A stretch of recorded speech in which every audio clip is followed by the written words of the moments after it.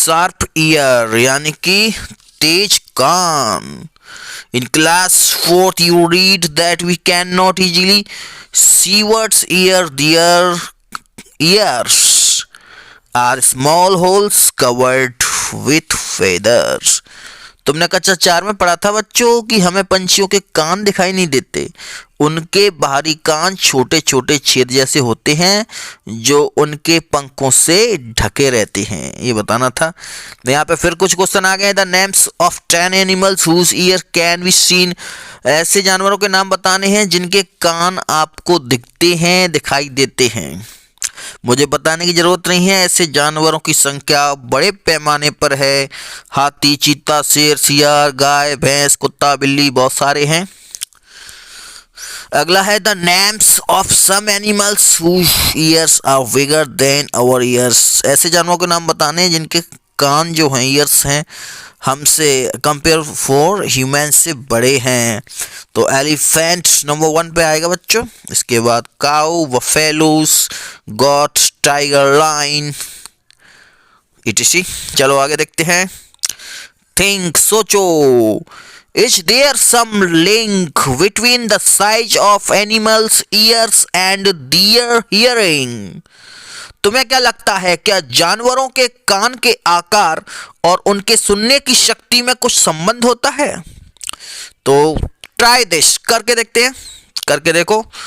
For this activity find a quiet place in your school. Tell one of your friends to stand at a short distance and ask him to say something softly. The rest of you should listen carefully. Then all of you put your hands behind your ears as shown in the picture. Let the same child say something again as softly as before, in which case watch the sound sharper. Ask your friends to। School में कोई शांत जगह ढूंढो, वहाँ एक बच्चा बाकी बच्चों से थोड़ी दूर खड़ा होकर धीरे से कुछ बोले, बाकी बच्चे उसे ध्यान से सुने, वहीं बच्चा फिर से उतनी ही धीरे बोले। इस बार बाकी बच्चे अपने कानों के पीछे हाथ रखकर सुने, किस बार आवाज़ ज़्यादा साफ सुनाई दी अपने साथियों से भी पता करो। Put your hands over your ears and say something. Can you hear your own voice? तुम अपने कानों पर हाथ रखकर कुछ बोलो, अपनी ही आवाज़ सुनाई देती है न या नहीं देती है, तो पता लगा लेंगे। Sit near a desk. Tap the desk once with your hand. Listen carefully. Now put your ear on the desk as shown in the picture. Tap on the desk once again with your hand. Listen again. Was there any difference in the sound of the tap? एक बार desk को बजाओ जैसे आवाज़ आती है table को। अब जैसे चित्र में दिखाया गया है वैसे ही टेबल पर कान लगाओ, एक बार फिर अपने हाथ से टेबल बजाओ, कैसी आवाज़ आती है, क्या दोनों आवाज़ों में कुछ अंतर है? This is how snakes hear. They do not have external ears which you can see. They only feel the vibration on the ground. बच्चों आपको बताना चाहूँगा कि सांप भी कुछ ऐसे ही सुन पाते हैं, उसके बाहरी कान नहीं होते हैं, जमीन पर हुए कंपन को भी वह सुन पाते हैं, ठीक है, उनके कान नहीं होते हैं। अगला है साउंड सेंड मैसेज, यानी कि आवाज़ें अलग अलग। तो यहाँ पर ये बहुत ही इम्पोर्टेंट नॉलेजफुल यहाँ पर टॉपिक आया है फिर दोबारा से। यहाँ पर High up on a tree, a langur warns other of dangers like a tiger or leopard. The langur does this by making a special warning call. यानी कि बच्चे जंगल में जब ऊंचे पेड़ पर बैठा लंगूर पास आती मुसीबत जैसे शेर, चीता को देखकर एक खास आवाज़ निकालकर अपने साथियों को सावधान कर देता है, संदेश देकर। इस काम के लिए पक्षी भी खास आवाज़ें निकालते हैं। Words also give alarm calls to warn about the danger. Some birds even have different sound for different kinds of dangers.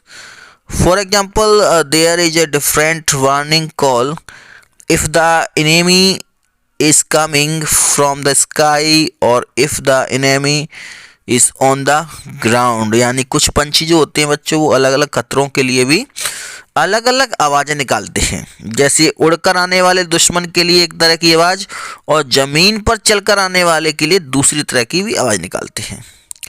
Fishes give alarm call by electric signal, यानी कि मछलियाँ खतरे की चेतावनी एक दूसरे को बिजली तरंगों से देती हैं। यहाँ बताया जा रहा है कि some animals start behaving in a different way when an earthquake or storm is about to come. People who live in the forests and can observe such behavior of animals come to know of the danger. कुछ जानवर जो होते हैं वो तूफान या भूकंप आने से कुछ समय पहले ही अजीब हरकतें करने लगते हैं। जो लोग जंगल में रहते हैं और जो जानवरों के इस व्यवहार को समझे ये समझते हैं, वे ज्ञान लेते हैं। सभी जो जानवर हैं ज़्यादातर वे जान लेते हैं कि भूकंप आने वाला है या कुछ अनहोनी होने वाली है। ऐसी जुड़ी हुई घटना यहाँ पर दिखाई जा रही है। एक टॉपिक यहाँ पर बताया गया है, एक इंसिडेंट हुआ था। ये कब हुआ था? इन दिसंबर 2004 को। क्या हुआ था दिसंबर 2004 में? Few tribes that live in the forests of the Andaman Islands noticed the animals behaving in a different manners. They guessed some danger, so they moved away to a safer part of the island.